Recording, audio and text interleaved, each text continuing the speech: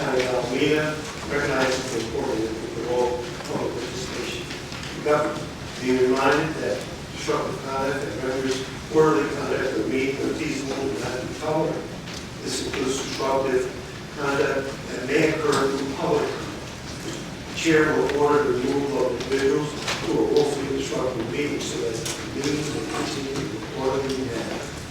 For those attending the meeting in person, if you would like to speak to an item on the agenda or during public comment, please submit a speaker card to the clerk so your name can be called to speak at the appropriate person on the agenda. The clerk will now provide brief instructions on how to verbally participate in public comment through online. Detailed instructions are provided in the teleconferencing guidelines. A link to the document is included in today's agenda. If you are joining the meeting using a computer, use the button at the bottom of your screen to raise your hand to request to speak.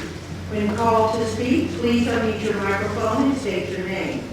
If you are calling in, dial *9 to raise your hand to speak. When you are called to speak, the host will enable you to speak. If you decide not to speak, notify the clerk when your call is unmuted, or you may simply hang up and dial back into the meeting. As a reminder, you may always just observe the meeting without participating by clicking on the View Now link on the county's webpage at acgov.org. When called, you will have 2 minutes to speak. Please limit your remarks to the time allocated. Public comment will generally alternate between in-person and online speakers as determined by the president of the board and subject to overall time limits. Thank you. Thank you. Okay, so we're going to have board remarks at this point in time. I've asked board members if they'd like to make remarks in remembrance of Veterans Day. We didn't meet last Tuesday, November 7th, and Veterans Day occurred on November the 11th. So I'm going to have some comments to make, and I'll see if the colleagues will make any comments before I do. So I'll start with Supervisor. Supervisor. I don't know. He's been away so long. I forgot who he is. The Sundance Kid. Okay, well, I just want to thank all of our veterans. Most people know I was born on a military base in Germany. My father is a veteran of foreign wars, and any of my family members served. I did not, but I know the cost that it takes on families. So we know that freedom is not free, and it's often paid for with the blood, sweat, and tears of our veterans. So my deepest gratitude to all veterans. I'll also further remark that this last week, 2 weeks ago, I was honored to be able to honor a 103-year-old veteran pilot who flew for the famous Flying Tigers. This was Harry Moyer, honored at our U.S. Embassy in Beijing, China. A 103-year-old pilot that they devoted a museum to in his honor. He flew for the Flying Tigers 80 years ago. At the same trip, I was honored to support the Bay Area Council's California Pavilion, which was at the Shanghai Expo. The California Pavilion showcases agricultural products from around the state of California. And so, while we didn't have a meeting last week, I was busy honoring veterans and supporting Californians. Thank you, President Miley, for giving me a chance to honor our veterans and provide remarks. Is that your disclosure of the AB 423? I don't think I'm required to because there's no county funds involved, but I thought I'd just mention it. Yeah, very good. Supervisor Marquez? Yes, thank you, President Manny. Just wanted to share, last Friday we honored veterans. We held the Richard Ryan Memorial Luncheon, which was co-hosted by my office as well as Supervisor Hubbard's. It was held at the Veterans Memorial Hall in Niles. And we had an amazing keynote speaker, Lieutenant Colonel Marisol H. Chavez from Camp Parks. She provided a very moving speech, and she's actually the first Latina aviation Black Hawk pilot. We had nearly 100 guests. The veterans really enjoyed the luncheon and just being in community, so I wanted to uplift that amazing work that my team helped put on, and it was really important to honor veterans and thank them for their service. So thank you for the opportunity to say. Thank you, President Harvey. I also want to express my appreciation to the veterans for their service and their sacrifice. I grew up in a military family on the Naval Air Station in Alameda, and so Veterans Day has a very special meaning in our family, and I wanted to acknowledge that we had several celebrations in our city, and we keep getting reminded that the reason we are all here and we can say what we want to say is because of the veterans that have made those sacrifices to protect our democracy and our country. Thank you. Thank you. Just a few comments. The United States, often we get confused about the difference between Veterans Day and Memorial Day. Veterans Day is distinct from Memorial Day because Veterans Day honors you, veterans who have served, and Memorial Day honors those who died on military service. I too was involved with a number of veteran events. Went to an Oakland veterans event on Friday the 5th, and I also attended the Veterans Tri-Valley Parade in Pleasanton on Sunday, as well as the on Saturday, the Veterans Memorial in Castro Valley. And so we definitely want to take our hands off and honor those who served in the military. This country sacrificed so much and given so much, as well as their families. So if there are no other board comments or remarks this time, I think County Council, do you have something to say to us? Thank you, President Miley. I'd like to make a request of your board that you allow me to add an item to your board's agenda. In order for you to do that, it requires two findings, essentially. The first is the letter concerns a threat of the issue concerns a threat of litigation that was received just yesterday. So it was received too late to allow it to be posted and be part of the published agenda. So that's why I'm asking that it be added.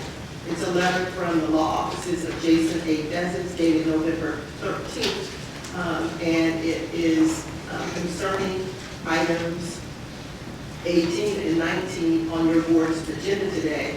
And the letter is designated opposition to proposed amendments of County Charter Section 62 recall. The letter threatens, the letter details a host of concerns they have about the proposed action and the board letters that are before you and frequently asked questions that have been prepared. But the letter closes with the statement that in the past, the Alameda County Taxpayers Association has litigated the compliance of ballot questions with Elections Code Sections 9190 and 13119. CEG for Alameda County Superior Court case number RG 200700680 concerning the November 2020 Measure W sales tax increase ballot question. ACTA is prepared to so again with this county charter amendment. Your board should deem this communication to be a pre-litigation demand. Through this demand, ACTA is attempting to settle the litigation prior to filing the lawsuit, consistent with Vasquez v. State of California. Based on this threat of litigation that we just received and the credible threat that ACTA will sue, without them having provided us any information as to when they're going to provide that, to prepare that lawsuit, but alleging that they have an interest in settling, I believe that your board can make the finding that we need to take immediate action and discuss this action in closed session today, so that we can have some discussion in with respect to the settlement, their attempt to settle obligation before any lawsuit is filed. And so that is, I'd like you to find that this came to the attention of the body after the agenda was posted, and there's a need to discuss it today. All right, so in order to do that, to have a motion from the board that this came to our attention. So I'm prepared to make a motion, and you can just say so moved if someone would like to make that motion. All right, go ahead. So I would ask that your board move that this item, make a motion or move that this item is not on your agenda today, but that we just learned about this item, this threat of litigation yesterday. And we weren't given a timetable, so we don't know how long we have to settle it before they might file. So there's a need for us to discuss it in closed session today. I will look at it. Okay, second. Do we need to take any comment on this motion before we vote?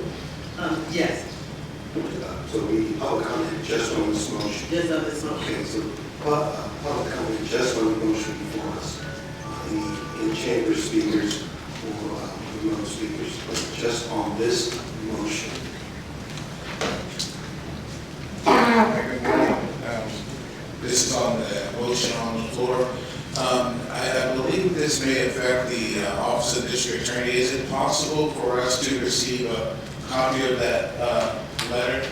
Copies of the letter are available, I believe, in the back of the chamber. Thank you. And what would be the proper procedure to give input prior to a decision being made on this correspondence?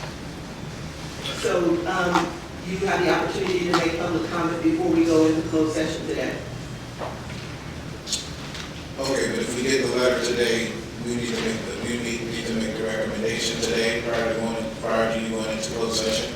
Yes, Okay, would we need to fill out another speaker card, and then I guess after all of the individuals speak after them? you could do that. Okay, But as stated, the matter just came to the attention of the county yesterday. I understand. Thank you. And I'm going to speakers. I wanted to speak on the side. So if there's speakers in chamber, please have them. Just come down to see the card, hold the picture in 1 minute. Just on this motion. And just for clarification, so this motion is to allow, basically to allow us to add it to today's agenda. If the board votes to add it to today's agenda, now it's on the agenda, and when the supervisor opens public comment on items on the agenda, then if individuals want to comment on this item, the substance of this item, they may do that. Okay. So procedurally, hopefully everyone understands it all. All we're going to do at the moment with the motion is vote whether or not to put it on the agenda. So any other speakers on the motion? I see one hand.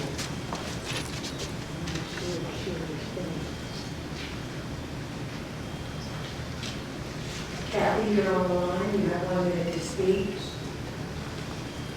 You understand this is just added to the agenda? I do understand that, and I'm listening to what y'all say, but I was trying to keep my place in line to make comments about other agenda items. So help me with the technicalities and logistics of that, please. So you will stay on the line and when you get to the other items, you'll be able to speak. Okay, thank you. You will.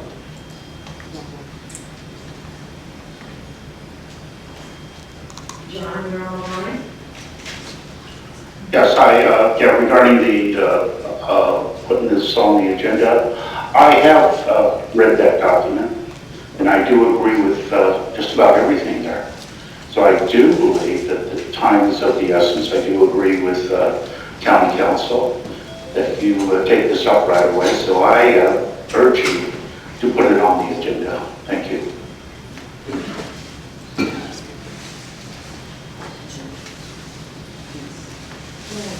All right, more speakers, okay.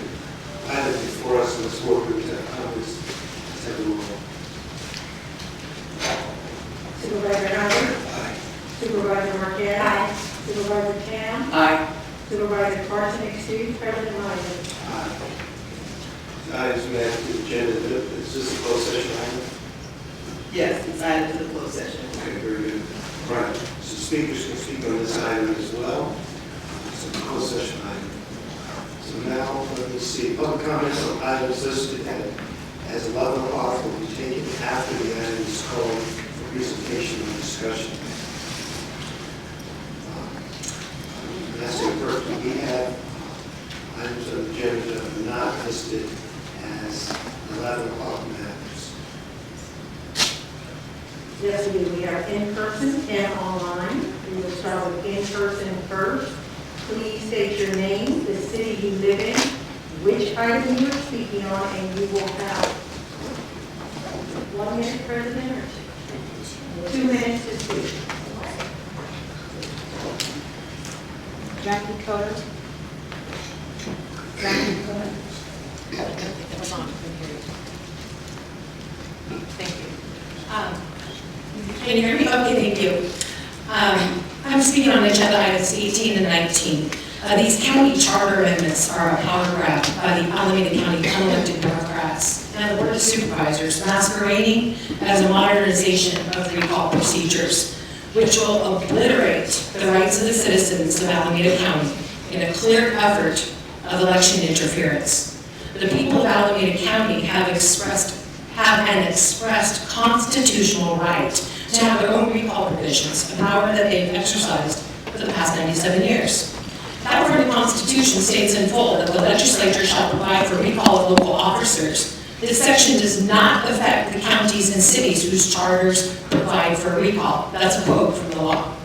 The 15 elected drafters of the original 1926 county charter, and they were elected as a special group to create the charter, included recall provisions that ensure home rule and local control.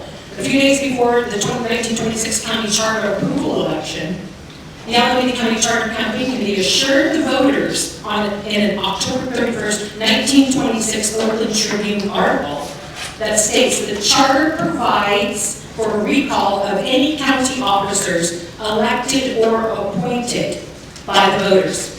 Your board is discarding 100% of those local control recall provisions, both substantive and procedural, without careful, deliberative, or an impartial analysis. Furthermore, your county administrator, council, county registrar voters, and other appointed officers advising your board are not impartial. They have a vested interest in repealing the existing county charter recall provisions because proposed county charter amendments would repeal the people's power to recall them from their appointed public offices.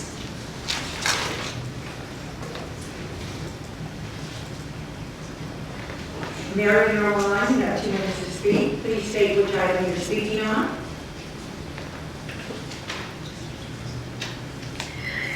Good morning. I think I missed the public comment section. If I'm allowed to speak now on that, I will. Otherwise, I'll wait until number 13. You're speaking on item 13. Actually, no. Public comment. I was speaking.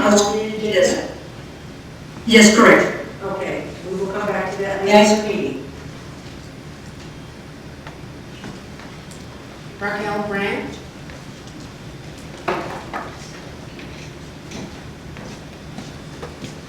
I'm speaking on items number 18 and 19. Your county council's recommendation, memorandum to your board dated October 17, 2023 and November 9, 2023 contained incorrect and misleading material. Both proposed charter amendments, item number 18 and 19, would eliminate the ability of the people of Alameda County to recall appointed county offices such as the county administrator, county health officer, county director of public works, county council, and register of voters. There are 14 charter counties in California. The San Francisco City and County Charter also provides for the recall of senior unelected bureaucrats and other appointees. Furthermore, the the El Dorado, Placer County, San Francisco, San Mateo, and Santa Clara County charters deviate from the state law when it comes to recall. So, at least 6 charter counties deviate from state recall law.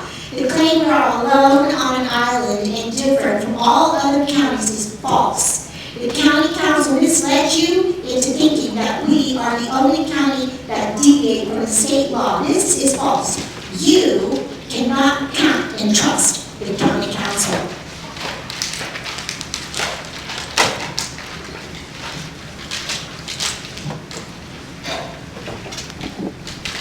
The board should seek external legal advice concerning these charter amendments. Your county council herself is subject to recall under the existing charter, section 62, read in conjunction with section 17. The proposed charter amendments would eliminate the people's recall power over the county council. Your county council has failed to disclose her personal and/or official interest in removing the people's power to recall her through these proposed amendments. If your board places a charter amendment on the ballot that eliminates the power to recall the county council, then the county council ethically cannot prepare an impartial analysis under Election Code 9160. Your board should engage external counsel to provide impartial legal advice about the proposed charter amendments.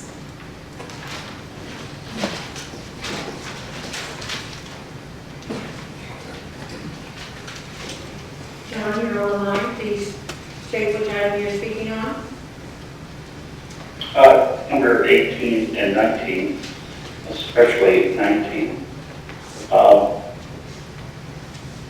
Not surprisingly, given the conflict of interest, the county document dated November 9, 2023, titled Proposed Amendment to the County Charter Provisions regarding court recall of the county officers frequently asked questions or the facts are not included in these agenda items, but you just included it. That's great. And that I want to emphasize that this is definitely, like the last speaker said, it is a conflict of interest. Any appointed county officer should recuse themselves from this matter. They are conflicted. And you can see that conflict in their recommendations. So I please implore you, do reconsider, taking this to either an external legal source, maybe even, a town hall among, interested parties and the public, and have us all comment on this before you do something egregious like this. Thank you very much. Robert Norton.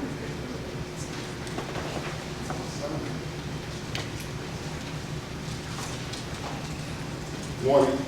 My name is Robert Norton. I'm from Oakland, California. I'm against 19, and one of the reasons is that the people is going to take away their power to recall someone. And we see what happens when you take away people's power. The people in power they feel there's no recall, there's nothing to stop them from doing whatever they do.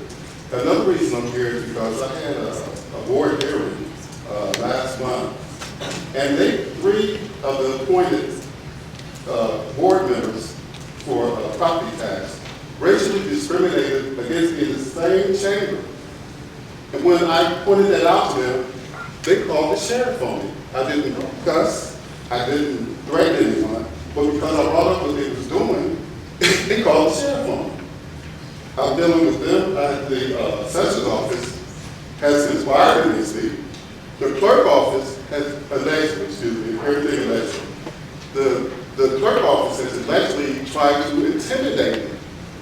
So where do I go for help? Keith Carlson is my supervisor. I will contact his office, but no, I'm against this, because the more power you give people, the more they use it against you. Thank you.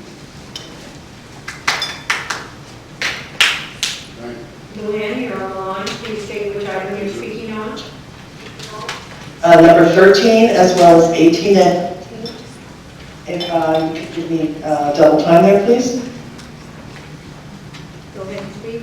Hello? Go ahead. I'd like to speak on 2 items. I believe each one receives 2 minutes. Okay, thank you. First, I'll speak on item 13. Good day, Board of Just Supervisors. to clarify, you have 2 minutes to speak on all items that are on the agenda. That's the rules that we have. You'll have 2 minutes. And very quickly, 18 and 19, do not move the vote from me and those around me in this county. Work with county council to bring that back home. For 13, Alameda County Public Health purchasing $250,000 worth of more COVID vaccines. This is a medical intervention that has caused more deaths and disabilities than any other medical intervention in history. A no vote is the only prudent and life-saving choice you can make for Alameda County residents due to the overwhelming amount of evidence submitted to the CDC from the California Department of Public Health, expressing alarming rates of breakthrough infections for the vaccinated. These documents and the evidence shows that the vaccine has not stopped infection, has not stopped hospitalization, has not prevented death. In July of 2021, the nonprofit of ICANN, through its attorneys, filed a legal demand for any documents received from the CDC, from the California Department of Health relating to these infections.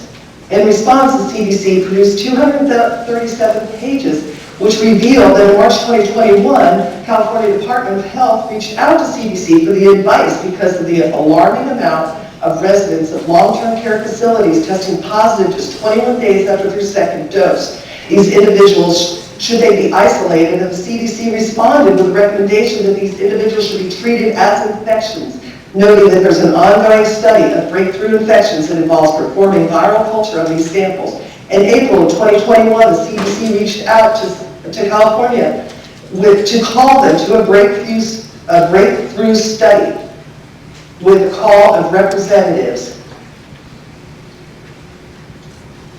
On May 11, 2021, California again raised the alarm, this time with fatal and near fatal COVID infections in fully vaccinated, stated, we have what we think is an unusual breakthrough of COVID-19. Mark Zulin.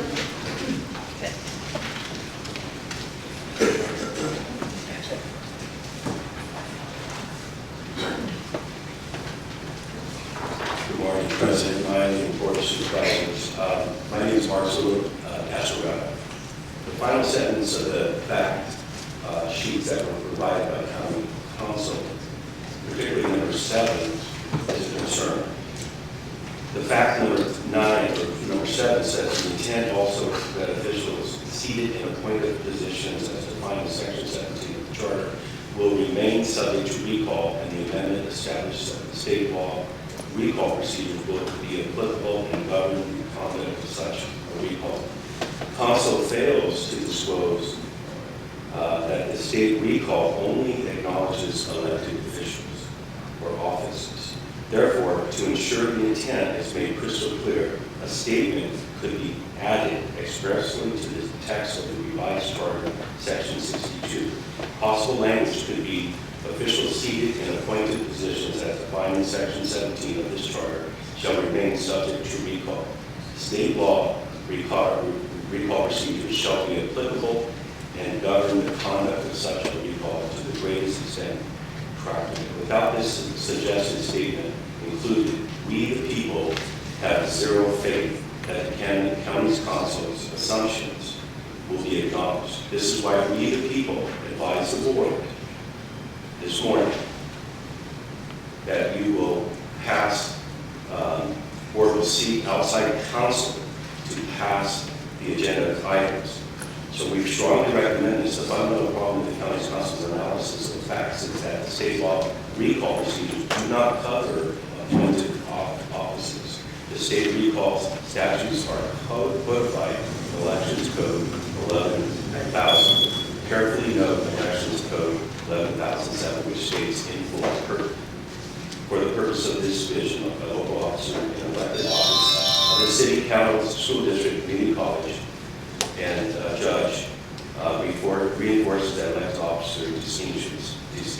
Please include this in your analysis. Thank you. Mike, please state which item you're speaking on. You're online.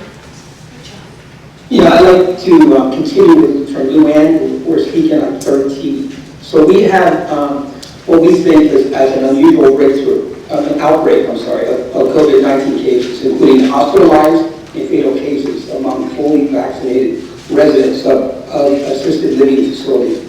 The summary of the California Department of Physical Health Supply revealed that less than 10 weeks after receiving their second shot, 14 fully vaccinated residents at an assisted living facility with only 50 residents total tested positive for COVID-19. And that by the next month, 26 residents, 25 of whom were fully vaccinated, tested positive, of whom 50 to 60% were symptomatic and 2 died. This was just 2 to 3 months after the residents' second dose of the COVID-19 vaccine in late February. The CDC, in public emails at the time, emailed back twice the same day, describing it as a very concerning situation and setting up a call to discuss while noting breakthroughs for something multiple teams of CDC have been tracking in long-term care facilities. So mind you, this was also during the same period that Dr. Fauci famously claimed that when you get vaccinated, you become a dead end to the virus. And when there are a lot of dead ends around, the virus is not going to go anywhere. And just a few weeks prior, the CDC director said, data from the CDC totally suggests that vaccinated people do not carry the virus, don't get sick, and that's just not in the clinical trials, but it's also in the real world data. But in spite of the truth, the CDC insisted that vaccine breakthrough infections were a rare phenomenon that occurred in only a small fraction of all vaccinated individuals, while internally scheduling meetings with the state health departments so they could share their program data, surveillance strategies, epidemiologists, insights, etc., on COVID vaccine breakthrough cases. Ultimately, 2 years later, after its campaign of a shot in every arm, CDC Patricia B.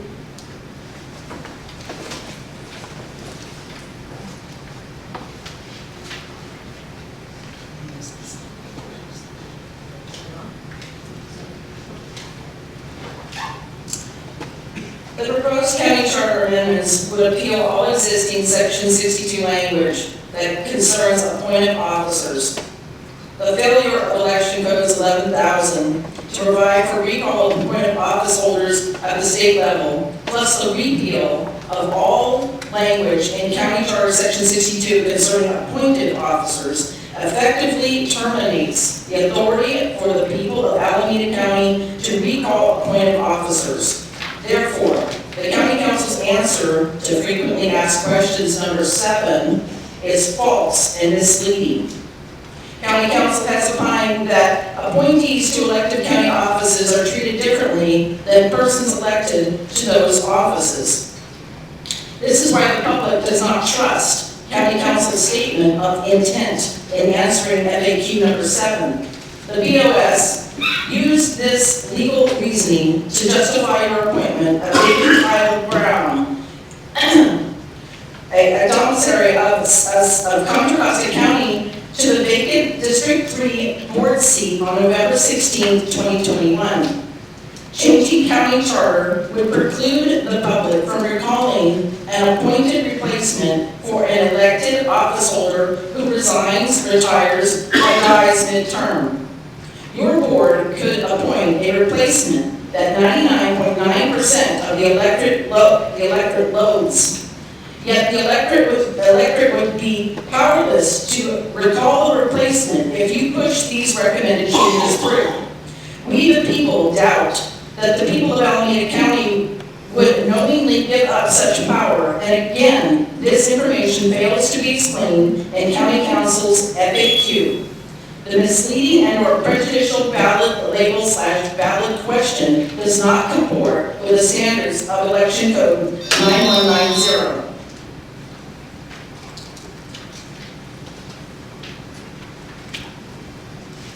Catherine, you're on. Good morning, can you hear me? Yes, please state which item you're speaking on.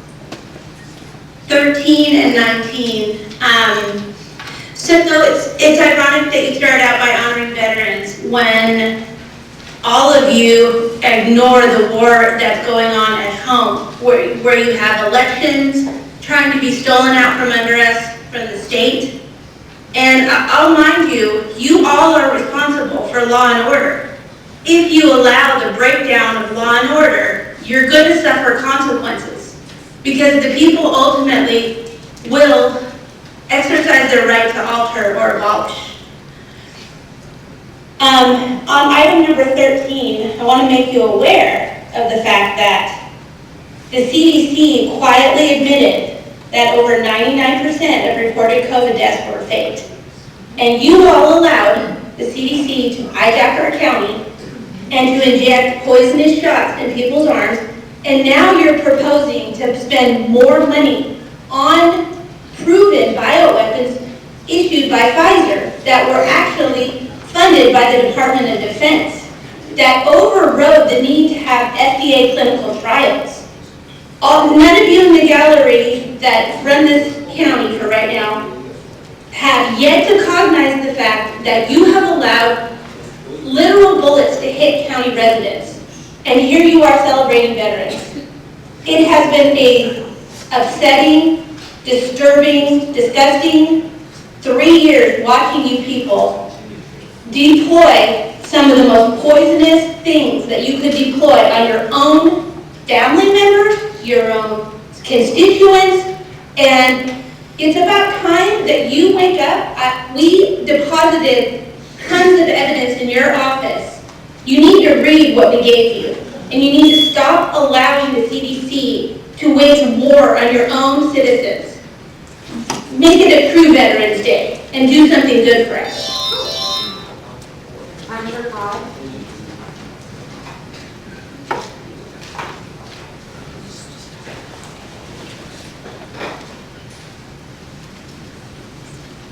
Yes, this is Hunter Cobb from Alameda, and I'm speaking to items 18 and 19. A lot has been said already about how the conflict of interest of the county council and the, in terms of this, the proposed change of section 62. I want to emphasize the proposed ballot initiative or ballot measure. The title is confusing and is misleading. It fails to disclose that the charter amendment is also a substantive amendment that would repeal the authority of the people of Alameda County to recall appointed county officers.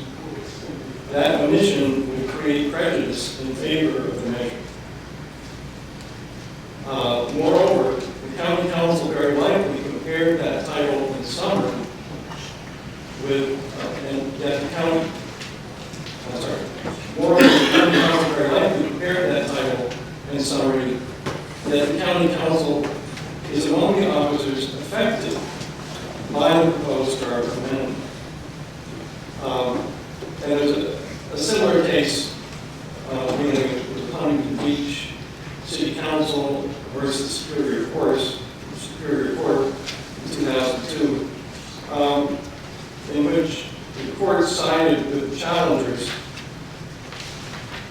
and ordered a rewriting of the ballot measure titles. And this can be looked up. But I think it's important to realize, we should, this is a serious matter, we should be given more time to investigate this thoroughly. Thank you.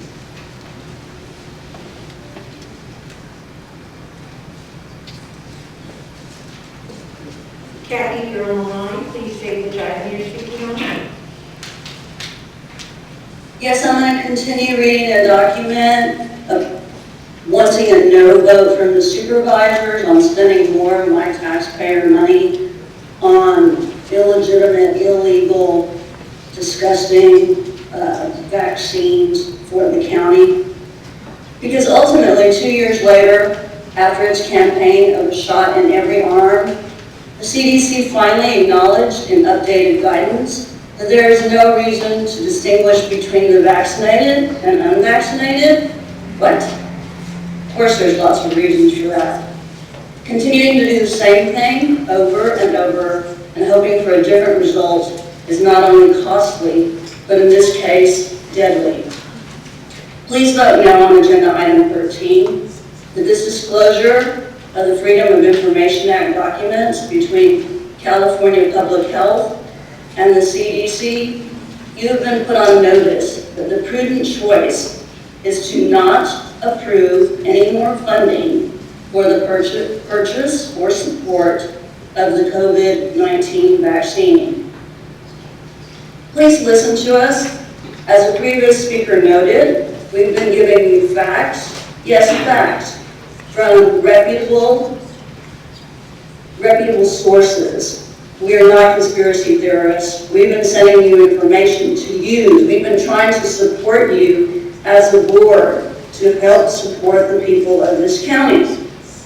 We want you to continue to look at the information we've given you today and in the past that's on the record to help us out, to give back to choices for the rights of the people, as every person in this room this morning is there exercising their rights for the people.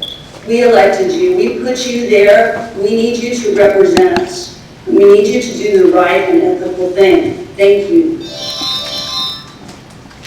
Chris Moore.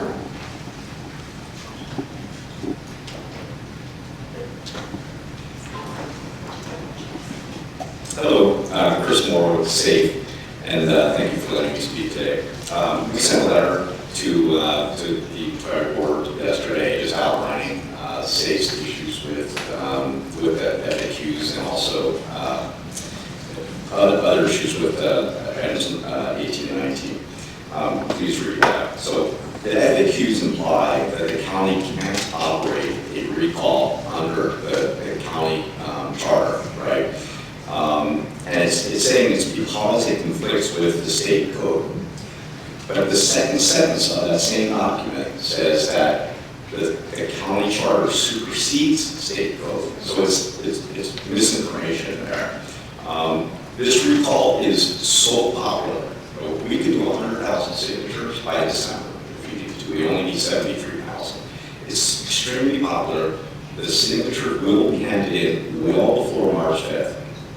The FAQs also indicate that the county cannot perform a recall election under as I mentioned, under the county code, because it says it can. But if you're going to submit signatures, so any change you guys are making to 18 or 19, it doesn't impact this. It doesn't impact it because everything is going to happen prior to that date. So what we ask the board to do, the board of supervisors to do, is one thing, stop confusing the public on this change, right? Focus on giving the ROV funds so they can execute on this. It has to happen. The public wants this to happen. Also, set your 2024 calendar now, so everybody can plan and start planning when this is going to happen. That's very important. So, thank you for your time. But please read the letter and so we can support this recall happening under county charter. Thank you. Eric, please state which item you're speaking on. You're on the line. Good morning. I'm speaking on item number 13.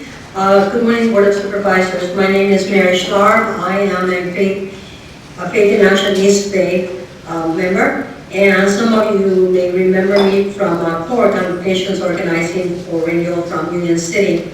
We merged with OCO 3 years ago. We represent 250,000 families in Alameda County.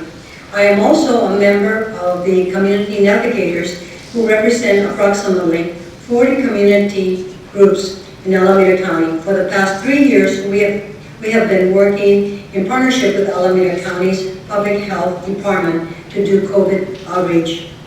We were knocking on doors, tabling at locations where our community shop, and everywhere else that we could think of that our folks frequented.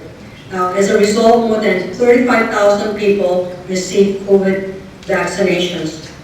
Today, I'm here to ask you to vote to approve the $250,000 additional funding for vaccines. Through our work these past 3 years. We feel more funding is needed, however. We ask that an additional $1 million be funded not only for vaccines but also for PPE and for bottled water for the unhoused and as well for vaccines. In the near future, we plan to contact our individual Board of Supervisor elected officials to continue this discussion. Thank you for allowing me to speak today. Brenda, version?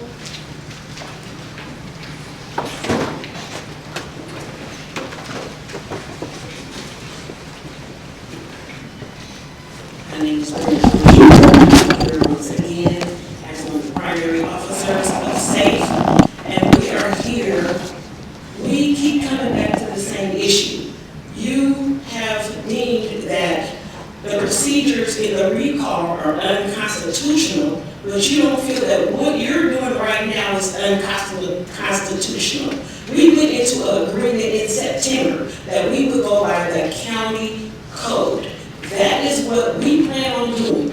As Chris said, we will have the signatures in way ahead of time. We have to pay to get those signatures validated. So we want to use our money to make sure that the voices of Alameda County are heard. We are going to recall Pamela Price. You can interfere all you want to, but in the end, you're going to have to deal with the citizens of Alameda County who elected you to have their best interests at heart. And right now, we don't see it. You hear it from out here, you hear it from the people that are on Zoom. We oppose this. You can let this ride until after we call Pamela Price. And then you can see how unconstitutional it is. Because right now, I see election interference, and I don't like it.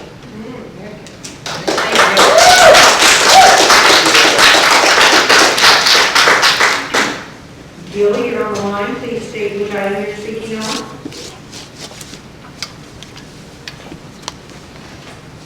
Please unmute your mic.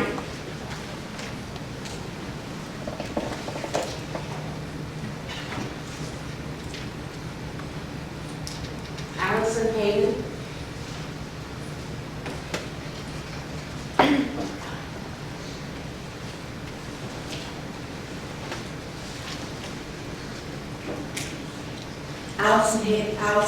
Allison for Congress.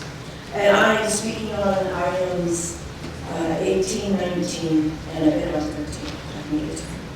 I want to say that I recognize that this conflict of interest in terms of the county council deciding and putting out guidelines on this recall is very similar to also her or whoever putting together the body for the election commission, which is meant to increase the confidence of the voter. And what it is it's made that commission subject to the board to choose who is going to look over the elections.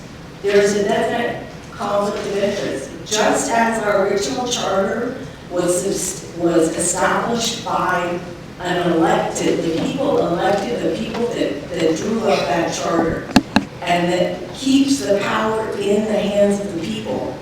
We can't have, a circular firing squad. It's not going to happen. We need to bring confidence to the voter, and the way to do that is to retain the power in the electorate as is. So right now, this proposed county charter amendment will eliminate the power of the people to elect the replacement of a recalled elected officer. Under the current charter 62, the people got to elect the replacement at the recall election on October 7th, 2023, the people of California recalled Governor Davis, immediately elected Arnold Schwarzenegger.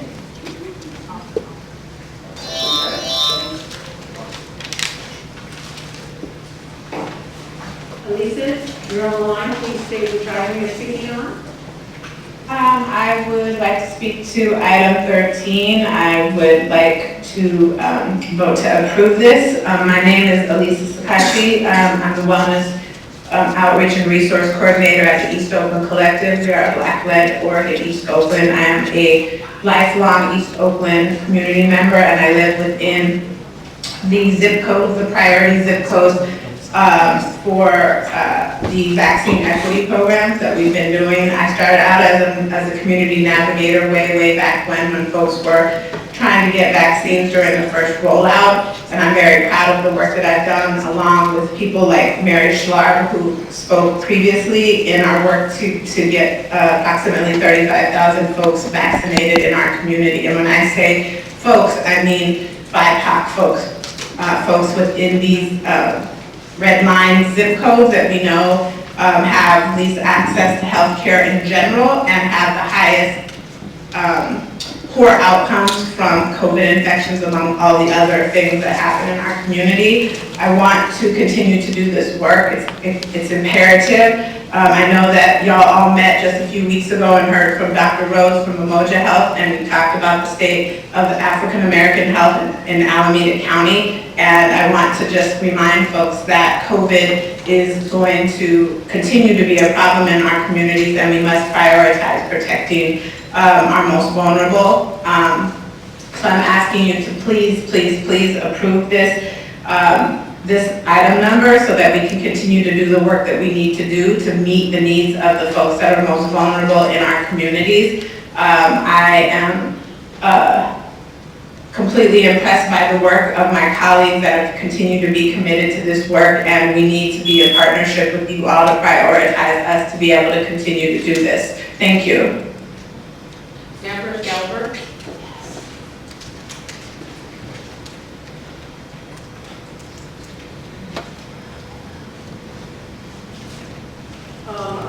I'm a Deborah Delver resident and voter of Oakland, and I'm speaking on 18 and 19. The board must refrain from hasty actions that would infringe upon the expressed rights of Alameda County citizens. It is crucial to uphold citizens' rights to recall elected and appointed officials.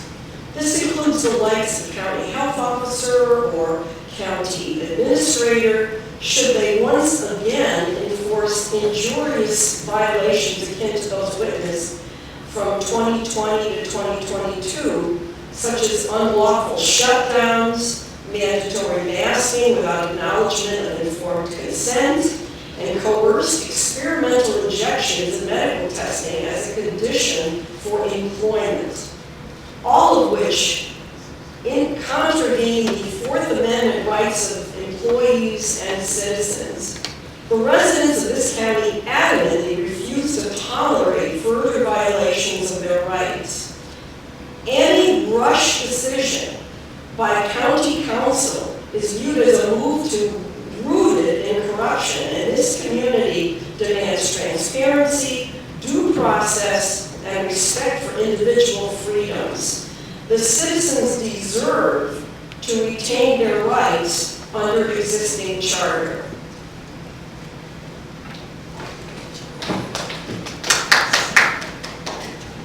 Speaker, you're online. Please state your name and which item you're speaking on.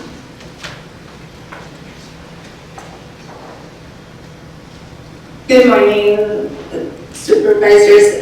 Thank you for allowing me to speak. My name is Elisita Castanon Hill. I work with Dr. Donna and with Truvine Ministries. I'm a member of the Community Navigators. You've heard from Elisa and also Mary Schlarb, two of my colleagues.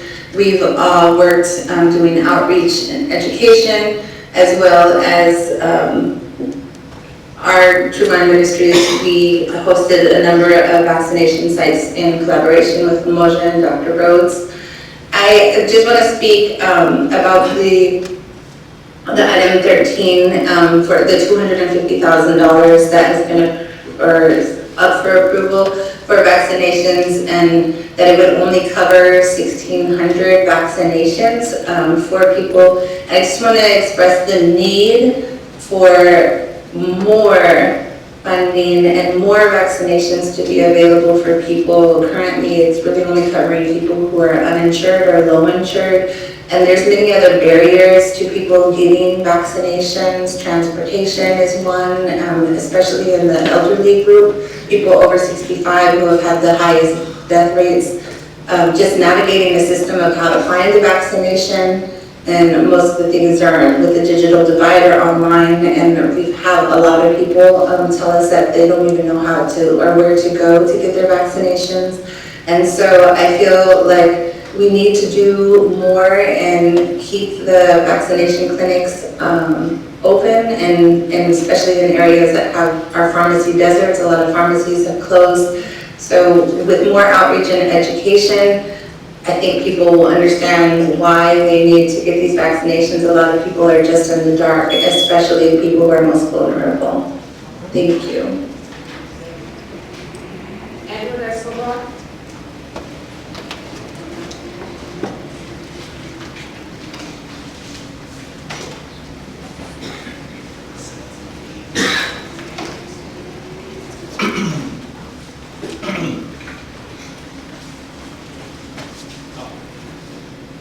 Hello, my name is Edward Escobar. I'm the founder of Citizens Unite, and speaking on items 18 and 19. We are extremely concerned about the proposed amendment that would change the recall procedures in Alameda County. This affects the democratic rights of residents and the accountability of county officials. This amendment was recently initiated by the county's lawyer, Donna Ziegler, who claimed that the current recall rules were outdated and problematic. She said that the county's laws were a detriment to ensuring lawful, competent, and timely recalls. However, many residents and groups, including our coalition, oppose this amendment, calling it a blatant power grab that eliminates the public's rights to recall appointed county officers, including the county administrator, the registrar of voters, and even the county council, Donna Ziegler herself, who are among the highest paid and most powerful local government employees. They are not elected by the people and should not be immune from the people's scrutiny and judgment. One of the groups expressing their outrage is Alameda County Taxpayers Association, whose attorney Jason Bessis said this amendment was much, much more extensive than the county is presenting to the public and overreaching in what they are trying to do. Another group challenging the amendment is a broad coalition of Democratic-aligned groups who call for dismissal of the county registrar of voters, Tim Dupuy, over election integrity concerns, accusing Dupuy of mismanaging the 2020 election, failing to protect voting rights, and violating state law. They demand he be removed from his position and that an independent audit be conducted to ensure the accuracy and security of election results. The coalition includes the Alameda County Council of League of Women Voters, California Common Cause, Open Rising, Smart Justice, and the Prosecutors Alliance of California. This amendment also affects the ongoing recall effort against Pamela Price, the overtly reform-minded district attorney heavily criticized for ethical concerns and her approach to extreme reduced sentencing. This amendment makes it harder and more expensive for the public to initiate and complete a recall campaign against her or any other elected county official. In conclusion, our coalition for community engagement, the broad-based community roots activism behind the powers to say no to the supervisors, no to recall changes.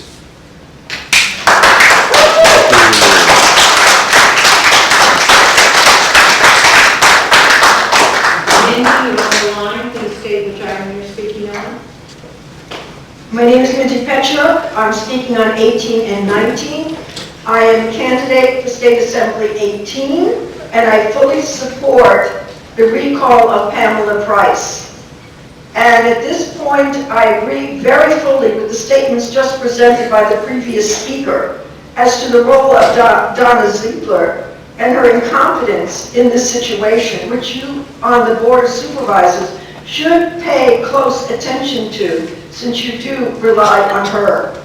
Look, Pamela Price is a George Soros DA, and these George Soros DAs across the country have caused great damage and destruction to our country. And anybody we cannot allow Oakland, my city of Oakland, to be destroyed by Pamela Price. You see the suffering of the citizens of Oakland, who are some of them before you today. And how dare you tolerate somebody who's increasing the crime, killing our citizens, murdering young babies, allowing fentanyl drugs to run loose. She has to be recalled, and what you're doing to charter, this charter, if you allow it to pass, what is being proposed, there's no reason to change what we have. We have to have a right to remove people, both who are elected officers and people who are appointed officers.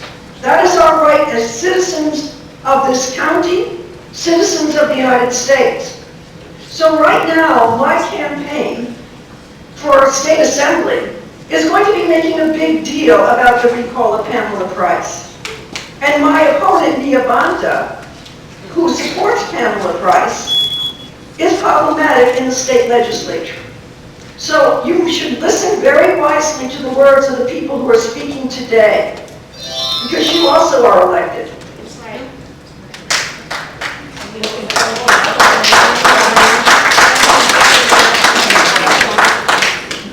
Samuel Brady.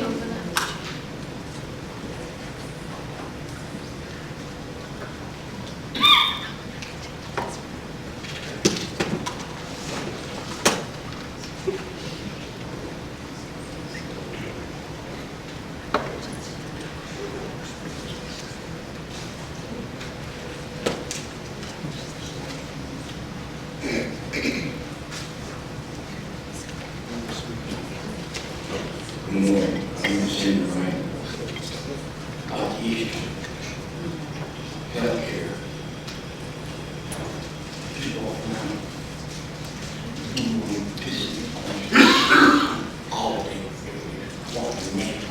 All these walking in. All we have to send this is a human right. You do not have the right in this country. This is what we're talking about. Civil rights violation. We don't have. They turn out to make a 9-vote. Our team is going to vote. So we don't have democracy. We don't have a democratic process. That's why when Doug came married, he said, what is 20 cars y'all want? You could not die. The corruption has to stop in this world. That's what this is. More children made. It's violent warfare, something you don't need. In 1950, Martin Luther King in South Africa, hey, America, they talk this, I'm talking to make this shit go on. It's not the people. It's the system of people run this system. It's wrong. It's genocide. Human rights been violated every day out there. He's not garbage king. All of them. Damn shame. I'm serious. Bro, on 6,000 left day, they gonna come out. Well, there's the town. Y'all gonna get this. It's the people of America. Now allow these things to go on. This country has to stop in this world. The majority of people homeless out of 10 is bad. They fought for this country. They homeless. He's not a garbage can. It's wrong. Come on, now, this is a real problem. The food we eat is garbage. Because you don't pay the government right to go to food. They ain't going, so we eat garbage. Children going food. It's children. It's the people. We the people got to come together to understand you right and do right for the people. Damn this shit. Y'all go with these young people. Wrong. Gerald, you know online? Please state the time here. Yes, this is. Yeah, thank you. 7 more speakers, and so these will be the last 7 speakers. Okay, thank you very much, my friends on the Board of Supervisors. I would just imagine what it's like to sit in the chair with you there at this particular moment. I know some of the supervisors have traveled overseas. I know that I was on a phone call with some activists in Georgia just this morning as this meeting started, and they asked me what's going on with this attempt to change the charter in Alameda County. And they said that was part of a discussion of activists around the country yesterday. That's where they heard about it. So if I were sitting in one of the chairs up there and I see my friend Keith's not there today, I would seriously think before attempting this Walla Lala Palooza of trying to change the law in midstream on the basis of some legalistic argumentation by people who are shown not to be fully aware of everything they're doing. I would say that it's really, really important for you as a supervisor to put yourself in the shoes of the citizens that you see before you. Because one thing I got to say about Pamela Price, one thing I have to say in praise of Pamela Price, she has managed in a way that I don't think anyone else has of bringing us all together. She has managed to bring the African American.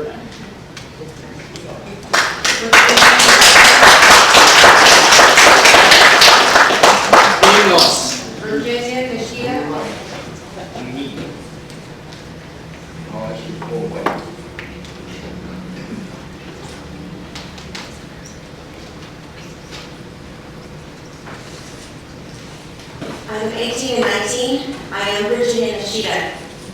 I want to ask you not to change the recall process and to let it stay as is. Speaking of murdered victims, think of Edward Casillas, David Wynn. Both were not pursued by the DA's office. That's why you don't recognize those names. There's many more that are not being pursued by her. So please, listen, find out, and know that these families in Alameda County are not getting justice.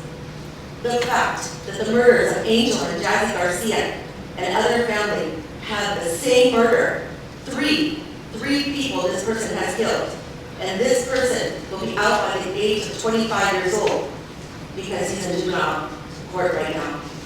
And he's 18, by the way. Manny's and Suki Masui, brothers, murdered 2. The killer will only serve 9 years, but he will not serve those full 9 years. What justice is that for the family that did not receive the justice for 2 lives that were lost in their family?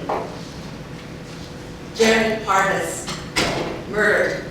Today, his murder walks free, serving only 2 years in Santa Rita. 2 years. That was it. And he's done. He's out and he's free because the DA dropped the charges to a lower, very low, no probation, no strikes, nothing. Please listen to our statements. We would not say them if they're not true. And as for me, I'm still waiting to hear if any of my charges will be dropped from my husband because they have not told me anything yet, and I'm already going to trial. What justice is that? That's not trial to keep me here like this.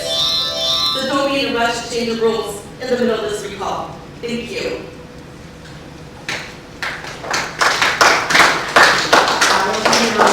Please state which item you're speaking on.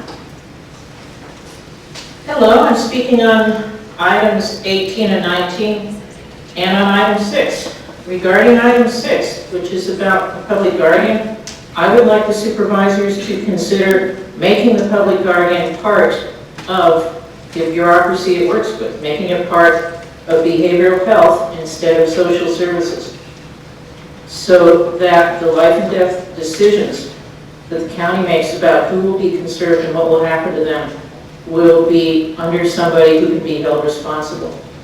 Furthermore, regarding items 18 and 19, I support them in part because Pamela Price is doing the best she can about the problems I know about, which is that so many of our seriously mentally ill relatives are going to jail and dying there. She is fighting for Maurice Monk's relatives, who was killed by outrageous neglect, as you know, in Santa Rita. Now, my own daughter died of a fentanyl overdose a couple months ago, and it would be ridiculous for me to blame DA Price for that. To hear some people speak, you would expect her to arrest everybody who ever ran around naked in the street, or ate out of garbage cans, or sold fentanyl, or did this or that. make sure they're all convicted, and make sure they have lengthy jail sentences. That doesn't make any sense. What the recall people are asking for doesn't make any sense. It just seems to me to be outrage and pointless revenge that some people are directing in order to make some political point. Thank you very much.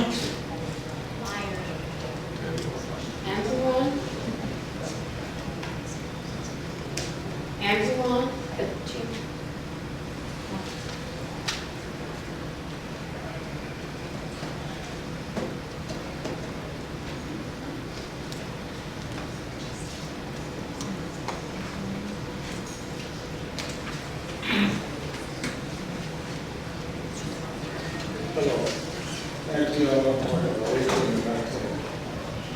First off, the contract with the recall group, it says too late. It's un-American. It disenfranchises the voters and the public at large. All you're going to see more delay, more uncertainty. It's more expensive with the global. It's a power play by the U.S. and whoever's behind it. The election process is being interfered with if you vote for these things. You cannot create an ex post facto law. That's what you're trying to do. It would not allow the public to run as a replacement candidate. See, that's interference. Contrary to the contract. It would not allow anyone but you to issue to appoint somebody. That's contrary. It's like giving a middle finger to the public. You're denying the public the constitutional rights to vote and select their representatives, not your representative, per se. There's plenty of time to verify the signatures. I know, I've given recalls before. You have 5 of those recalls. Basically, you're telling the voters they don't count. You're telling the citizens here they don't count. However the recall goes, one way or the other, you want to deny that. You want to deny what you already agreed to, county council has agreed to under the charter. Big state, you're just giving the public a little finger. That's what you're doing. Hi, Chair. Hi, Chair.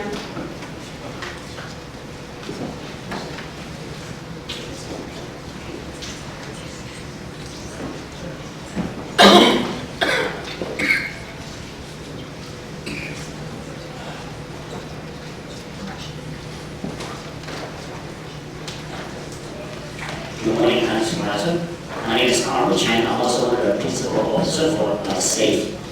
And I'm not here only representing myself. I'm here representing 10,000 people who are helping us on this recall. And as you remember, in August 15, I myself, a printer, and many victims' families, and they were here at this building and following the petition.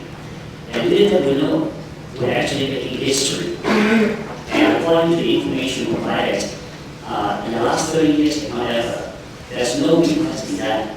So I just want to say thank you for this opportunity, allowing us to speak in front of the supervisors. But again, I want to remind everybody, we'll keep back and follow the instructions provided by the purchaser of voters. And we came in again with the victims' families, and we found the paperwork.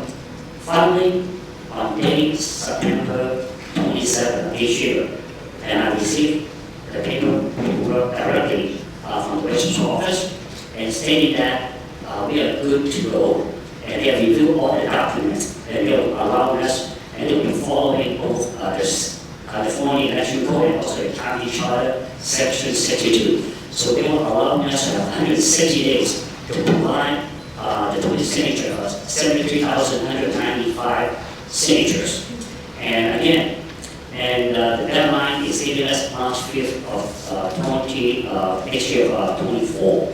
Now, I just want to say this, we don't want to have this game change in the middle of everything. Almost like a football game, you're changing the rules in the middle of the game. So do your job, allowing us to have the voice of the people.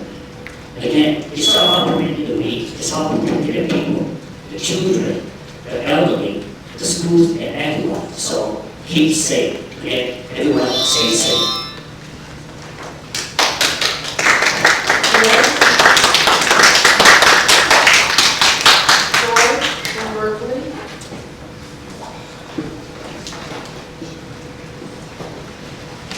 My name is George. I'm already resident in Berkeley. I heard many people are talking about becoming unlicensed. Actually, this event has been in the process for a long time. This is a very sensitive time of you approve, if you approve item 18 and 19. Because public will be misleading that you want to protect a particular officer. Public will think you are supporting unauthorized. This is very dangerous. The value, the rules for that the court should not be changed in the middle of the process. It is not a good time to consider item 18 and 19. Please consider delay to discuss this. Thank you. One. Last speaker, one.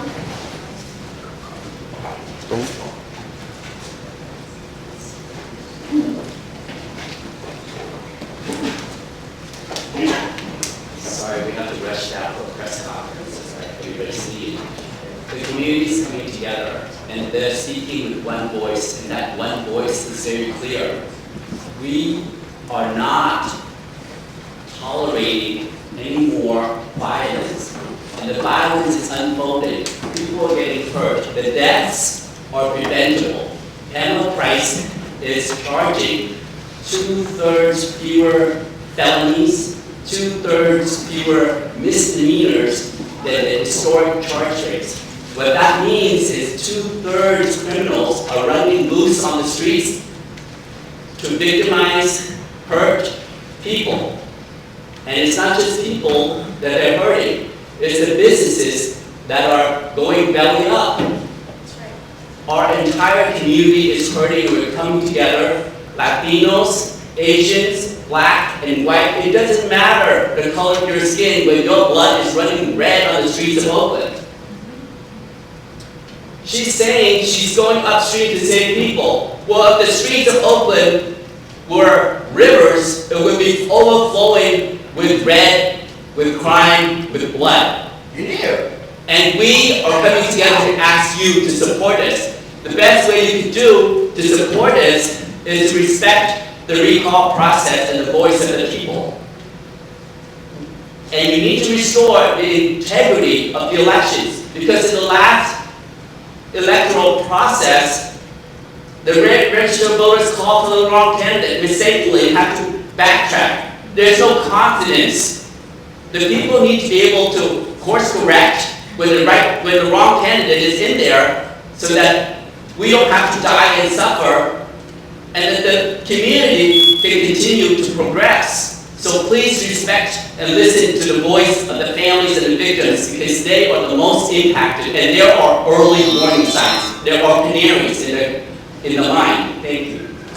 Thank you. Let's go on. Respect the rule of law. We're following the rule of law. Now you respect us. Thank the speakers for their comments. We'll be taking up this matter after we come back from closed session. We do have some set items. Supervisor Paulson's not here at the moment, so we're going to delay those set items, items 37 or 38.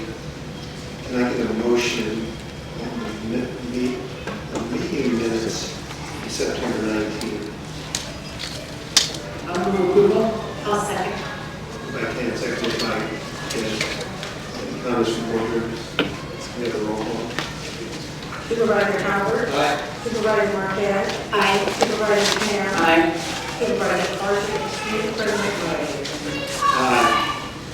So what I'd like to do now is we're going to recess and close closed session, and we will be back as soon as we can. Pick up the other items on the agenda today, including dealing with the charter.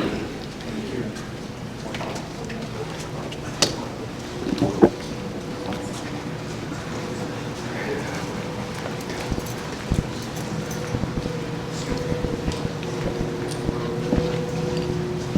Yep. Now we done? Okay, come on. Okay. Come outside.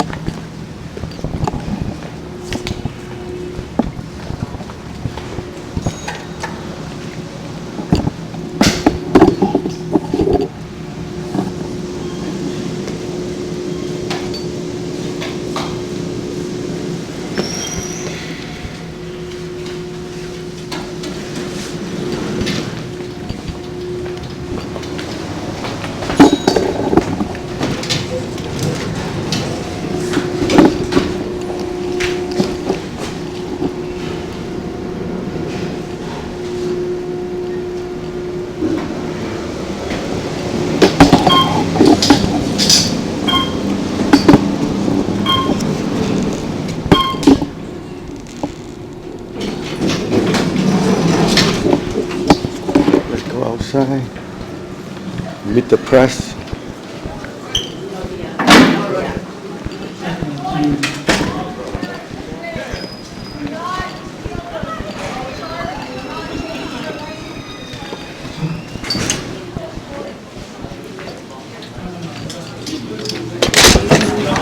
Hey, if you guys could like all over here and like keep in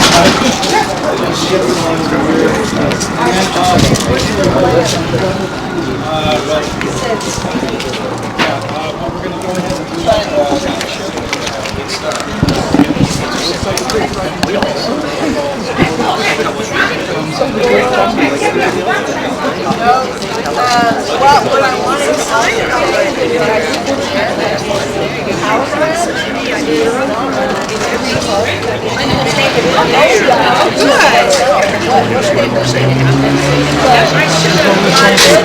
Changing the county charter is not something that needs to be done.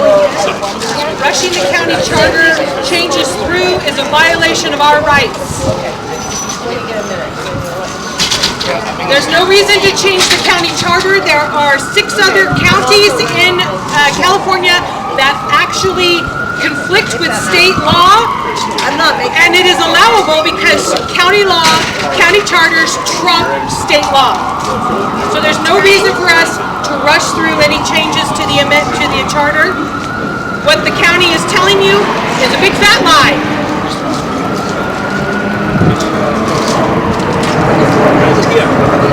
testing, checking levels, 1, 2, 1, 2, 3, checking levels, 1, 2, 3. Good day, ladies and gentlemen, testing, 1, 2, 1, 2, checking levels, 1, 2, 3, check, sound check, 1, 2, 1, 2, 1, 2, check, 1, 2, 1, 2, check, 1, 2, we're good? On sound? Okay, check, 1, 2.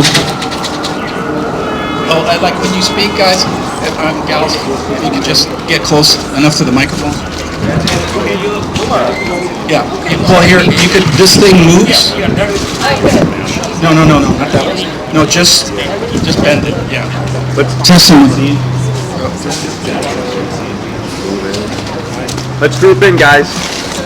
Group in, hold everybody. Testing, 1, 2, check, 1, 2. Check, 1, 2, testing, 1, 2. How's the levels? Check, 1, 2. Levels good? Start level. Hold the big mic at the bottom because she's too high. You can see the faces. Yes. Oh yeah, put it over here. There we go.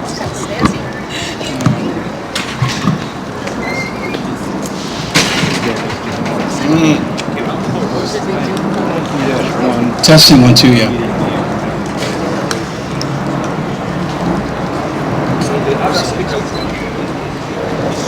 Yeah, so I mean, when you're speaking, if you need to just kind of pull it down a little, because it's going to start to drop. There's so many microphones on there. Okay, Tuan's here.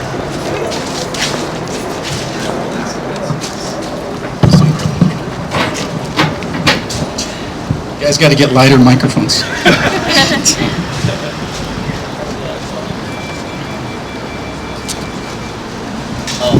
I can help hold it up. No, it's okay. I'll just... Okay.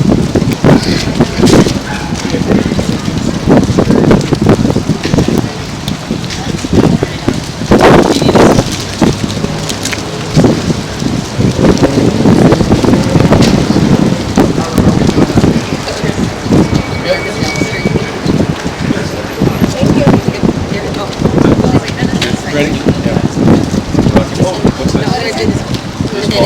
No, that's okay. Oh, I got it. Are you good? Yeah. Okay. Yeah, if it starts to droop, just grab it here. Okay, we're gonna get going here. Folks, you ready? Yeah.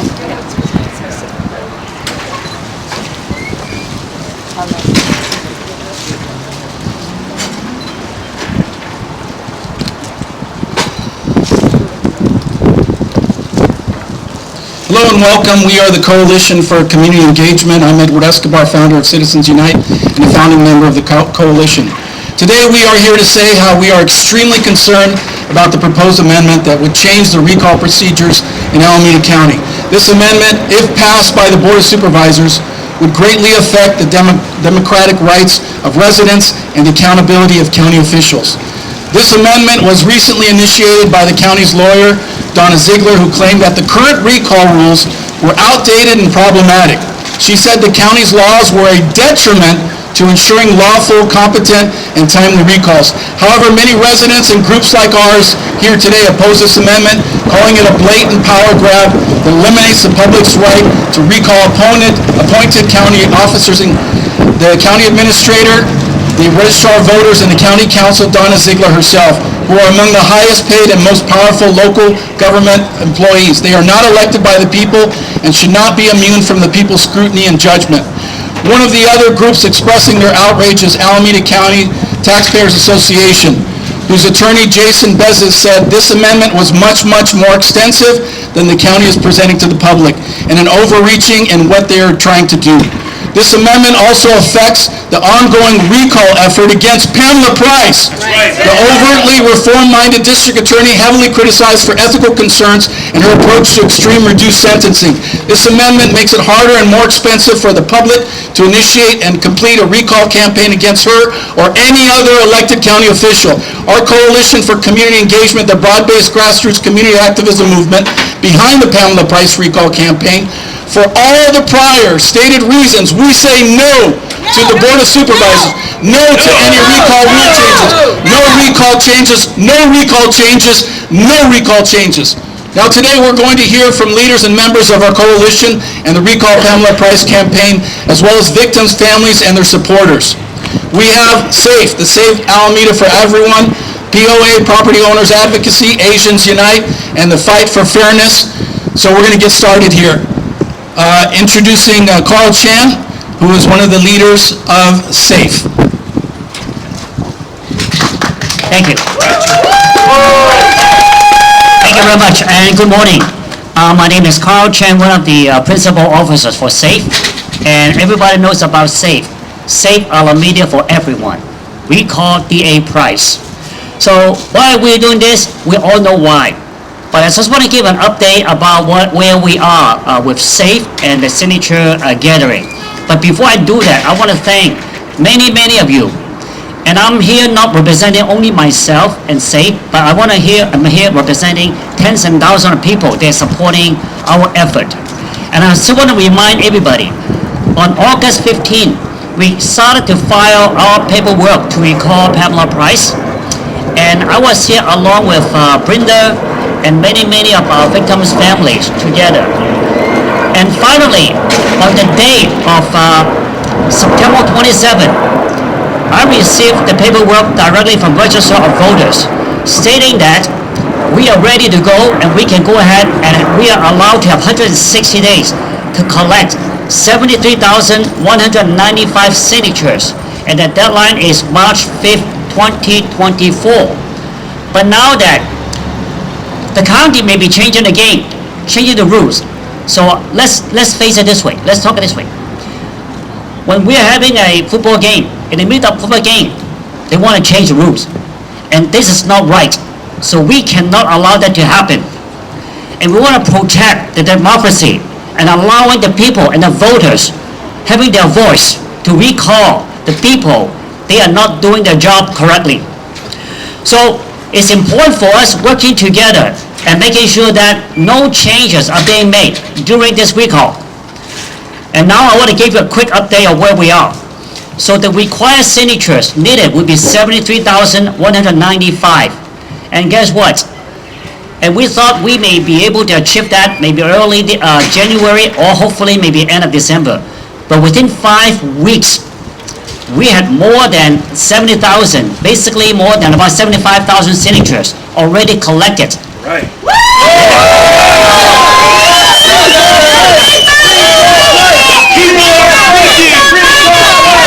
Recall price! Recall price!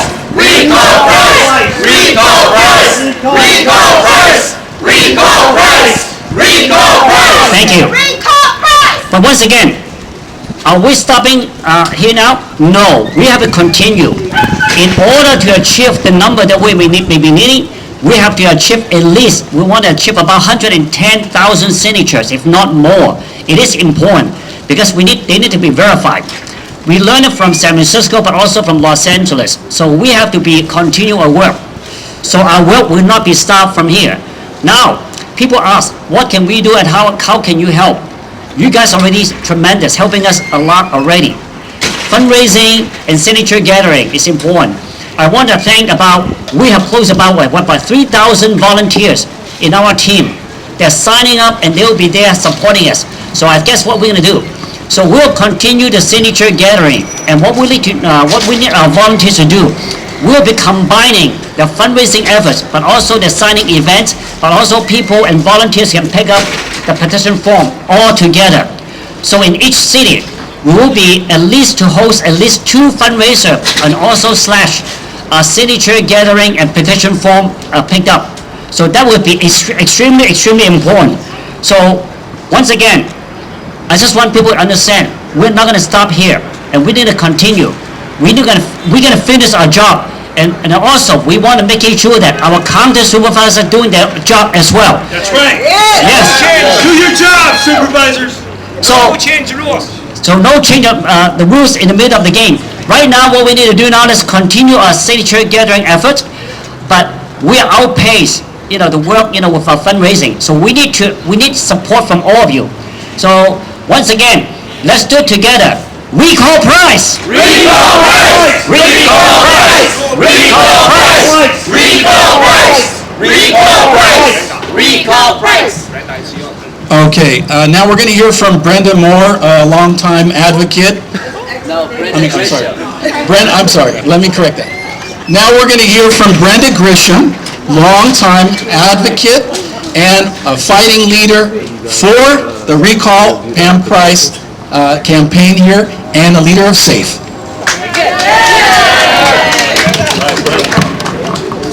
Good afternoon. We are here once again in front of the Board of Supervisors office. We are here fighting for the rights of the citizens of Alameda County. Changing the rules in the middle of the game is not what needs to be done. That's right. If you say that the recall provisions in our charter unconstitutional, what you're doing is unconstitutional. You're ignoring the rights of the people, you're ignoring the rights of the victims, you're ignoring the rights of all of the citizens of Alameda County. Your job is to protect the citizens. There should be no personal interest in doing what's right. Our goal is to have Alameda County safe for every single person that lives here. It's not personal. We are all family. And someone inside said that this is the first time that somebody had brought us together for one common cause. We don't don't look the same, but we all are here fighting to make a difference. And we need the public.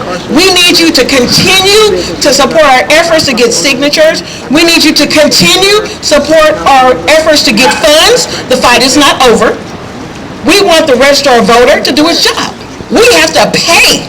It's not free. We have to pay to get those signatures validated. So if we're paying you, you need to figure out how to do your job. Because we're going to tell you ahead of time so you can get it all together, get your volunteers, pay whoever you need to pay. But we need it done. We need it done decent, and we need it done in order. Thank you. All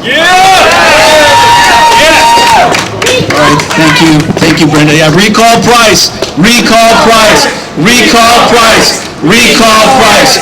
Recall Price. All right, next up, we're going to hear from Chris Moore, and he is a member of the Coalition Property Owners Advocacy. Chris Moore? All right, yes, Chris Moore. I'm also with the SAFE team, organizing quite a bit of the grassroots opportunities here in Alameda County. What's the most important thing is something that Carl mentioned earlier today is continue, the grassroots supporters, we love you guys. You guys have been out there helping us to get well over 70,000 signatures. We're going to 110. We need you to keep going to get 110,000 signatures because we're going to blow this out, and we could do it easily. We apologize. We've been running out of signature petitions because there's so much demand. We have the printers running. Everybody wants to sign this. Why? Because Pamela Price has caused all kinds of criminal activity in our town, in our county. If you look at this chart here, and we'll send this to the press after, you can see it was green here. In Oakland, California, crime was declining in January of 2023. It is actually up 50% in Pam Price's words. Crime is off the charts in Alameda County. She says it, admits it. It is off the charts because of her policies. Guess what? She can't hire attorneys. She can't hire public defenders even to work for her. She is such a disappointment, so horrible for the DA's office. She can't hire anybody of quality. So criminals are running our streets. That is the problem. Restaurants are going out of business. Folks, if we don't recall Pamela Price, Oakland, California will be a disaster zone next year. There won't be any restaurants. There won't be any small businesses. What is most important, though, is what they're doing upstairs today. They are trying to confuse the public by changing the recall law. That's right. Guess what, folks? We are going to have signatures so quickly, we're going to be able to recall her and submit these in January, maybe February. The recall is going to happen in April. What they're doing today, they're trying to confuse you. They're trying to confuse the public. Ignore what they're doing up here because it's not going to matter. Pamela Price is going to be recalled. And we're going to make it happen. SAFE is going to make it happen. The community is going to make it happen. And please go to recallpamelaprice.org. Click the donate button up in the right side. $10, anything. Help us finish getting these signatures. So recallpamelaprice.org. Go to that site, donate, help us out, and we can get rid of this person in our office. Yes! Thank you.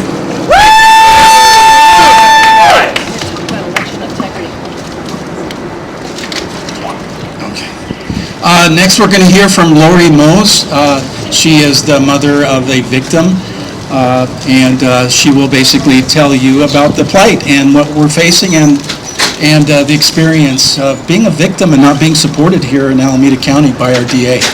Shameful. All right, thank you. Here's Lori Mose.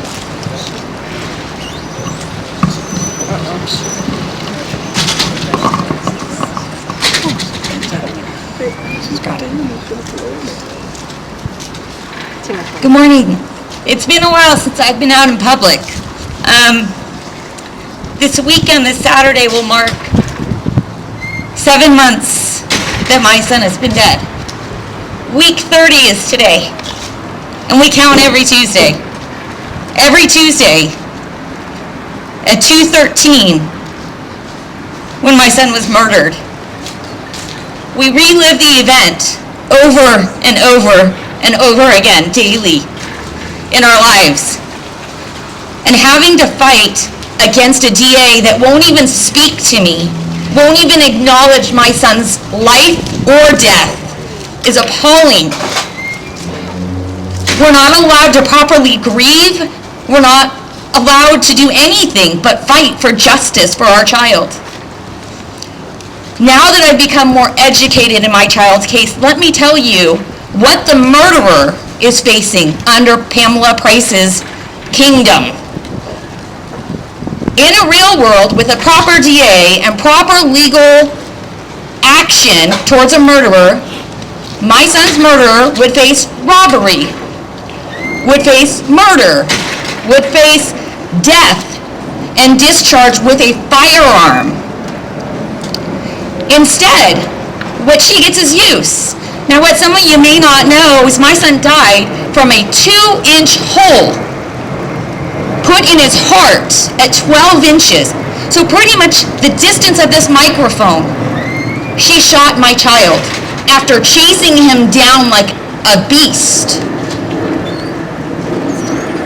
Pamela Price believes that just murder and possession of the gun, which by the way was a ghost gun, is acceptable, 20 years. If the proper charges were executed on my child's case, it would be life in prison, and if the death penalty came back, she would die, just like my child died. Now, I'm not asking for death. I don't believe in that. But I do believe in giving Naps the ability for restorative time in jail, behind bars, serving her proper sentence per the law. Not to be able to go up for probation in 20 years and run the streets to kill somebody else. I'm not interested in that. I'm interested in my child's death actually being charged properly and then allowing us to move on, right? Fights for some other families that need some assistance like Brenda does all the time. But instead I'm in this recall because of ridiculous charges and lies by Pamela Price. She refuses to talk to us. She refuses to meet us. She keeps us in the dark. We have to get outside legal help to understand what's happening in our own case because she won't let her district attorney tell us the truth. Now, let me just say that my DA on the case, Mr. McGarvey, is phenomenal. I am not against my prosecutor. He's great. I'm against his boss, who determines everything. She is the final charging of all crimes in this county. People should rest in that. So if your child is killed, she gets to pick how the murderer gets handled while we bury our child and figure out how to move on. But she gets the final say, and if you let somebody like Pamela Price sit on this, she's gonna ruin all of our lives, not just ours. Because our life is gone. Our child is gone. And to have to fight for the right thing is unacceptable. But I'm happy to pack her up with some Home Depot boxes. I'll ship them to her personally, because she's not staying, and I refuse to allow this community to stay in darkness by what she's doing, and everyone should have truth. Everyone. Justice! Free justice! Shame on you, Price! Shame on you, Pamela Price! Justice for the victim! Recall Price! Recall Price! Recall Price! Recall Price! Recall Price! Recall Price! Recall Price! All right, next, we're going to hear from Tuan No. He is the founder of Asians Unite.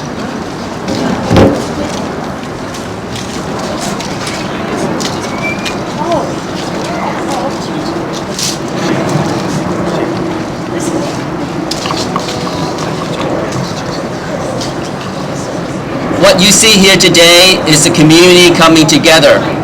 We are coming together to join the mothers, the volunteers that have experienced the consequence of crime firsthand.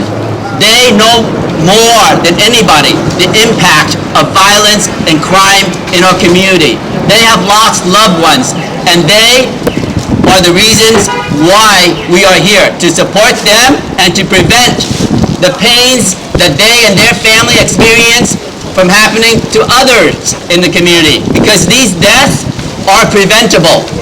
These crimes are preventable. Because these murderers that Pam Price is letting loose are serial killers. They kill people in Fremont, in Hayward, in Berkeley, and yet Pam Price lets them loose to kill other people. So this is something that affects us all. Sooner or later, the crime and the thieves and the theft and all the violence and robberies will come knocking at your door, if not your neighbor's doors. So thank you for joining these mothers to do this heroic lift to set history and to recall a district attorney that has failed in her job to protect the public. We have still more to go because 73,000 signatures is not enough. From our experience, we know that we need to collect more signatures. We need to get more donations to drive this campaign home. So your support of these mothers, these volunteers, and the community is still crucially important. Visit our website to donate, recallpamelaprice.org. The other thing that I'd like everybody to know that Pamela Price doesn't want the public to know is that Pamela Price is charging 2/3 less charges than the historic rate for felonies and misdemeanors. What that means is Pamela Price is letting 2/3 of the criminals loose on the unsuspecting public to victimize and to harm people.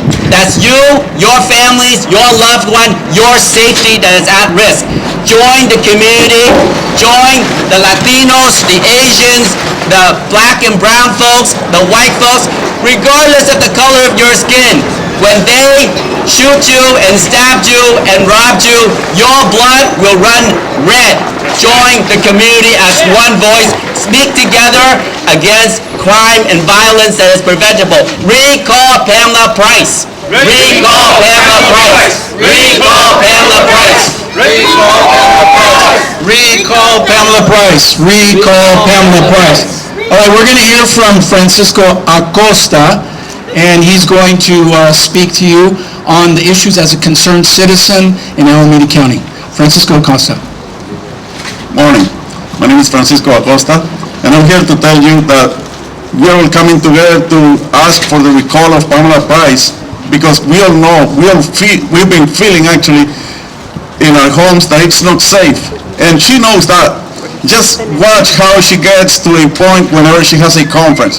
There is a huge police presence. There is a huge security detail that's protecting her. Why? Because she knows that the environment that she has created is not safe for anybody, even for her that's protecting them. My community, the Hispanic community, they are all afraid to go out, even during the day. They are afraid to walk on the streets because a lot of them don't have credit card and they carry cash, and they know they are going to be an easy target to be robbed. And the way things are right now, I mean, if you're a cook, you make more money than any one of us, because as long as you steal less than $1,000 a day, you make a huge living and you don't get processed. It's just a misdemeanor. You know, that's not right for the working class, for us that care about our neighborhood. I was asked to say a few things in Spanish for Spanish voters, which I'm going to do now. Mi nombre es Francisco Acosta y estoy aquí para apoyar el que despidamos a la fiscal del distrito, Pamela Price.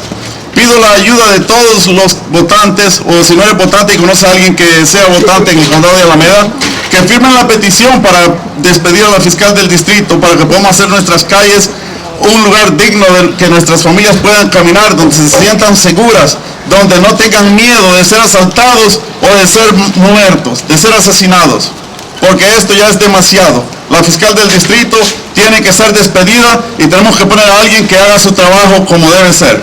Gracias. Thank you. All right, recall Price, recall Price, recall Price, recall Price. All right, we're going to hear from Jackie Coda with Itaka. Thank you very much. My name is Jackie Cota, and I am with the Election Integrity Team of Alameda County, California, itaka.org. We are actually a team of diverse individuals from all sorts of different walks of life that have been working on election integrity. These amendments that the county is proposing, the county council are proposing, are absolutely unfallible. They do not have to be pushed right now. County council is saying that it has to push these amendments because they are unconstitutional. That is a fabrication of the truth. Even in their FAQs, number 7, it's misleading. They say they want to follow the state charter. That's fine, but the state charter doesn't allow for a removal of appointed individuals, such as county administrator, ROV, county health officer, county administrator. This is very, very important because the elected people back in 1926 who wrote our charter wrote an article in the Oakland Tribune in 1926 on October 31st that said, assured the people that they were given the opportunity to remove appointed individuals. Item number 7 in the FAQs say that you'll just follow state law and it'll be just fine. We'll be able to do it. That's a lie. State law does not allow for appointed individuals to be recalled. That is why we need to retain this. There are 6 other counties in the state of California that conflict with state law, and that's fine because the state law says county law trumps state law. Them saying that they don't have the ability to go through the signatures in 10 days, that's another lie. They only have to verify a sample of signatures. So county council, who is subject to recall, is fabricating the truth in their FAQs, and we will not stand for it. If this comes up on the ballot in March to amend county charter, vote no! Vote no! This is election interference, and we will not stand for it. Thank you. Recall Price! Recall Price! Recall Price! Recall Price! All right, next we're gonna hear from a victim's mother, Rachel Barrera. Hi. On June 17th, 2022, my son Isaiah Castillo was murdered in Fremont, California at the busiest intersection on a Friday night. He was shot 2 times in the back of the head, once in the back of the neck, and 2 times in the back of the chest. He didn't know his killers. They didn't know him. Prior to that, they had committed 2 carjackings, and they were in a stolen vehicle when they went after my son in his silver Mercedes. It could have been anyone's 22-year-old. He was at the wrong place at the wrong time. The same people that murdered my son are the people that are involved with the 2 Berkeley brothers that were killed at the house party, Angel and Jazzy. And they're also involved with the 30-year-old Reinhardt that was murdered in Hayward, I believe. These 4 juveniles, since they're juveniles, they will not be tried as adults. And they confessed. They all made statements in the police station, and they have pink cell phones. They have camera lights at the intersection.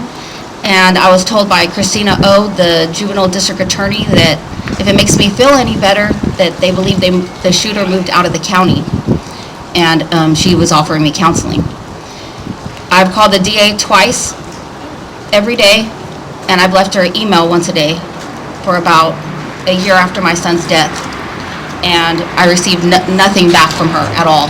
Not one thing, not one explanation. Fremont police have tried to go to the district attorney so they can file over 6 times, and they haven't filed anything with no explanation. And this could be your kid. I never thought in a million years that I'd be standing here. There's some days I don't even shower. Isaiah was the love of my life. And Pamela Price does not care about us at all. Shame on you, Price! Do some research. She's Soros funded. Really do some research on this woman, and you'll see. And you could just sit back and say it doesn't affect you. I never even used to vote because it didn't affect me. And I'll tell you one thing, it hit home. And it's going to happen to every single person that think it would. You wouldn't believe what this feeling feels like.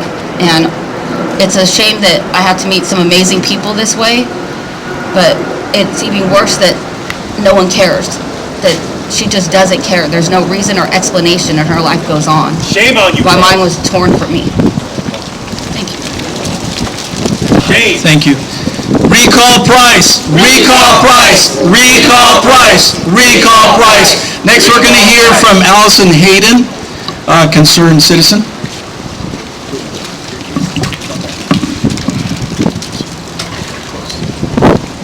Hi, you know, what the mom just said about voting them out, that's the problem. We have problems with the voting, and this Board of Supervisors is where the buck stops. The machines have been found, there's evidence across the country of Dominion machines and how the votes can be switched. Now, we are trying in Alameda County, Ithaca, I'm a member of, Jackie chairs our group. We are trying to get integrity into our systems, election systems. It stops with the Board of Supervisors. They were going to put together a commission, but that commission, they are going to decide who's going to be on that commission. And that commission's going to report to them. So there is no outside any confidence that the voter can have what we need, just like our charter was established by the election, a special election where the people decided who would be creating the charter for the people. We need a special election to decide who should be on the election commission in order to keep our elections clean. It cannot be decided by the Board of Supervisors and reporting to the Board of Supervisors. We have no confidence. The only way we can vote these people out, I'm sorry, but Donna Ziegler is putting her head on the chopping block with her action. The county administrator who oversees all of this, Susan Marinesci, the people need to start examining. Look at the report card for Alameda County. We are crime-ridden, we have fentanyl deaths, kids dropping, and they're applauding themselves on their great service. So we need to take our vote back, and I implore all of you to take action, sign petitions to recall, actually, Pamela Price, fund this move, and fund all of the citizens' movements. Thank you. All right, we have Mark here, a concerned citizen. Good afternoon, citizens of Alameda County. Every city, every town is affected by this. My name is Mark Zulam. I'm an Oaktown boy, born and raised. My family has been here for over 125 years. I spoke to my mother, who still lives here in Oakland, my family, some of the first settlers who came here. We are a mixed family. And I call you to action as citizens to stand up against this injustice. We must recall Price. We are not finished. We need to support SAFE. I'm here to speak out, to say I have personally been a victim of crime. My family here in Oakland, East Bay. I don't want to go into all the details. Thank God none of us have been murdered, but we are suffering, and we need to support this effort. We need to support SAFE. Call to action to all the citizens. Stand up for righteousness. Stand up for justice.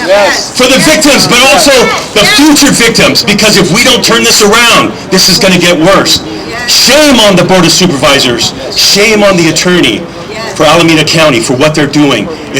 Some of this is a lie, and we need to stand up against it. Call to action. Vote. Come. Stand up. Thank you. All right, thank you.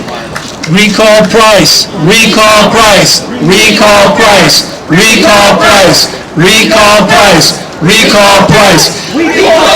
All right, so obviously you see that there is a lot of pain here, and this has to stop. And the safe way to do it is save Alameda for everyone. Alameda County needs to be saved because we have elected officials that are not doing their job, and we have to call them out. And when they do not stand for the citizens, for the community, for the residents, people are dying. Businesses are dying. Our communities are dying. This is unacceptable, and we will not stand for this. We will stand together Si se puede, yes we can make a difference. Si se puede, si se puede, si se puede. Thank you for joining us here today. Thank you. Thank you. That's it.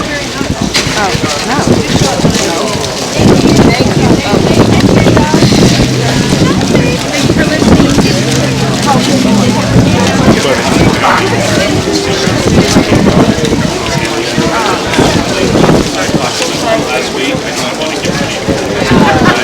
She said, Very good. I don't know how.